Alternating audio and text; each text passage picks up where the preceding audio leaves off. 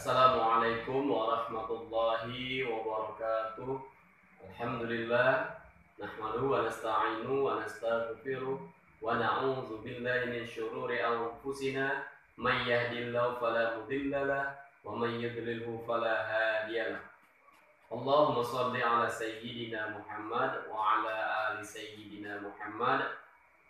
Anak-anakku, mari sejenak kita bertafakur, mensyukuri seraya mengucapkan hamdalah atas segala nikmat yang Allah berikan kepada kita.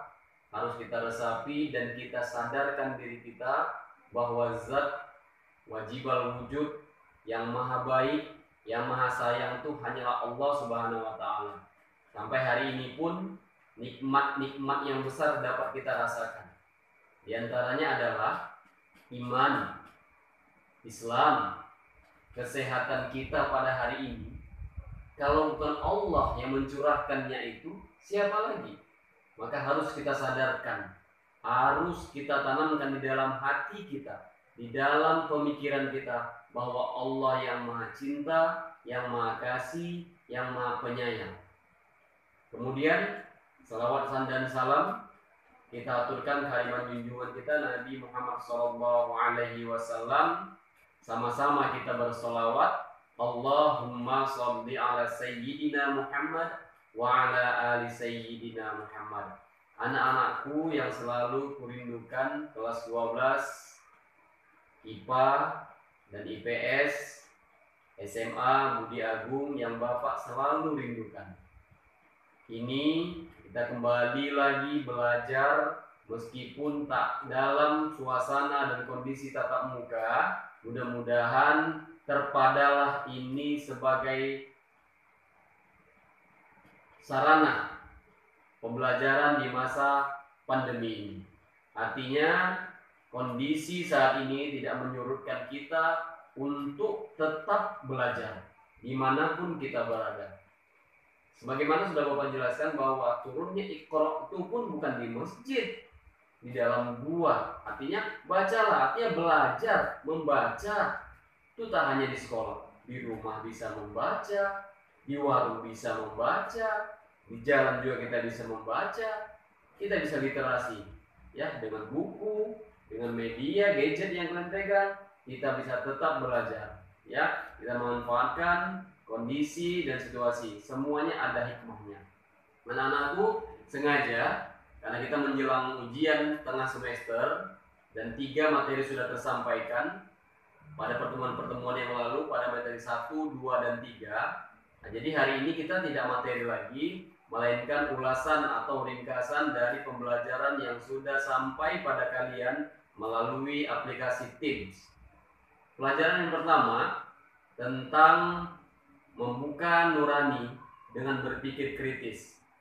Artinya sebagai input bagi kita harus paham, memaknai, ya kan, hikmah di balik ciptaan Allah.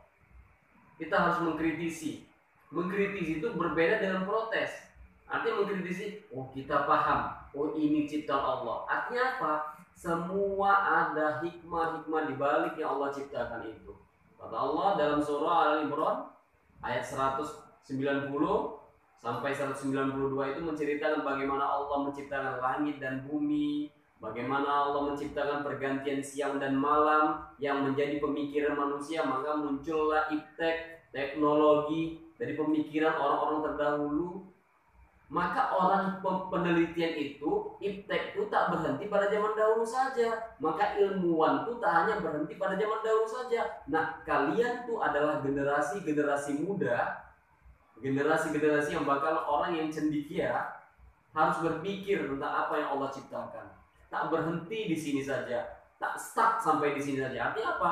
Timbul motivasi kita untuk mempelajarinya, timbul motivasi untuk membuat penelitian-penelitian apa yang Allah ciptakan ini. Makanya pada materi yang lalu Bapak itu bertanya, sampai-sampai Bapak bertanya begini, apa hikmah Allah ciptakan bakteri?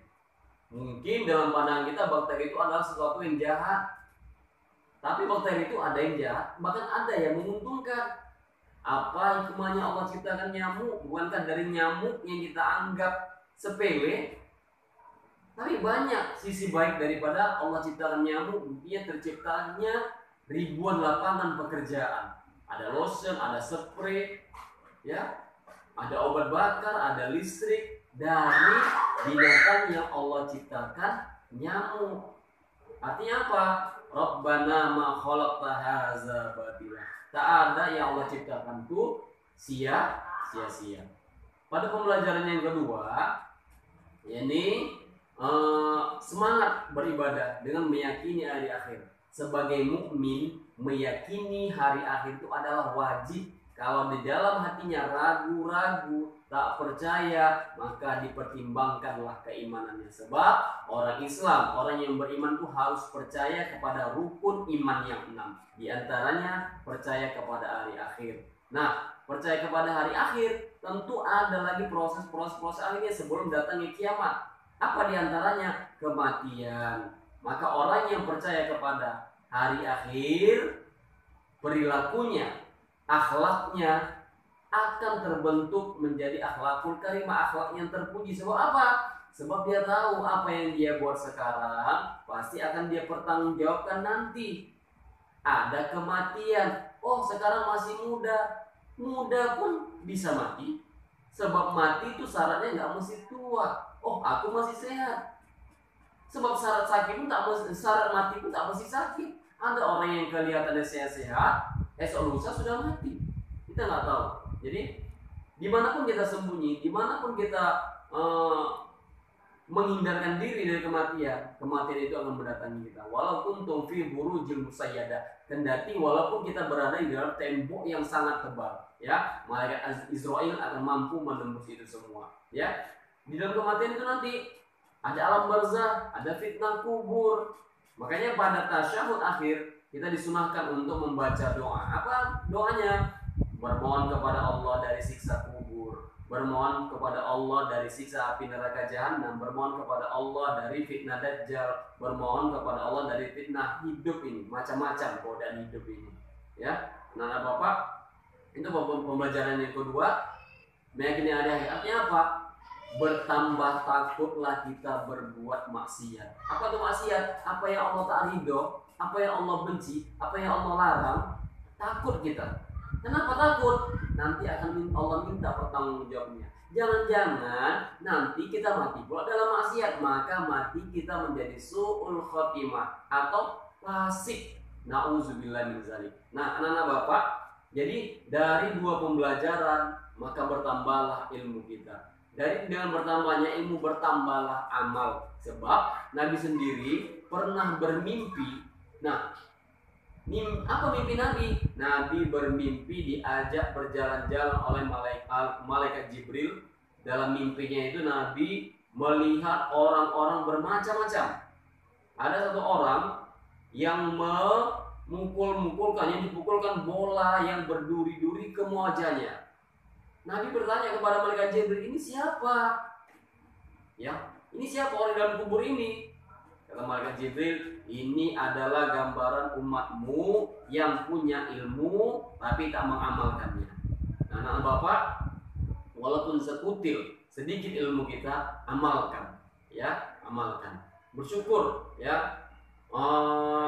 Ada kata firman Allah, katanya, wallahu akhrajakum min butuni ummahatikum la ta'lamuna syai'a. Ketika kamu dikeluarkan dalam perut ibu kamu tak tahu sesuatu. Wa ja'ala lakumus sam'a wal absara wal af'idata la'allakum tashkurun. Allah menjadikan pendengaran, penglihatan, hati la'allakum tashkurun. Masuk pada pembelajaran kita pada materi 3 kemarin, menyembah Allah sebagai bentuk wujud rasa syukur. Supaya tumbuh rasa syukur kita ini, rumusnya ada, unzur ila ma'asfala minka. Lihat orang yang ada di bawah kita. Hari ini kita bisa sehat, bergerak, berlari, ada orang yang tak mampu apa-apa. Lihat pasien-pasien di corona. Hari ini kita masih sehat beraktivitas, menghirup udara yang segar. Ada saudara-saudara kita yang harus diisolasi. Karena apa? Karena Allah uji dia dengan wabah penyakit corona. Kita beruntung, kita orang yang beruntung. Dan setiap hari kita bisa mendengar orang berbicara tentang kebaikan. Setiap hari kita mendengar orang memanggil-manggil untuk mengajak kebaikan. Buktinya apa? Azan yang dikumandang oleh muazin itu sebuah ajakan, sebuah dakwah. Maka anak-anak bapak jangan abaikan itu. Pakai hati, pakai mata. Wujud kita bersyukur itu adalah menyembah Allah. Innani anallah, kata Allah, sesungguhnya aku adalah Allah. La ilaha illa ana, tak ada Tuhan selain aku. Fa'budni, maka sembahlah aku. Wa aqimis shalah, tegakkan salat. Wa aqimis shalah li zikri, dan tegakkan salat untuk mengingatku. Ini kata Allah, ya. Jadi mewujudkan, mengaplikasikan rasa syukur itu adalah dengan menyembah Allah. Ingat pada pembelajaran kedua, ya, siksa kubur itu teramat pedih, azab neraka apalah lagi, ya.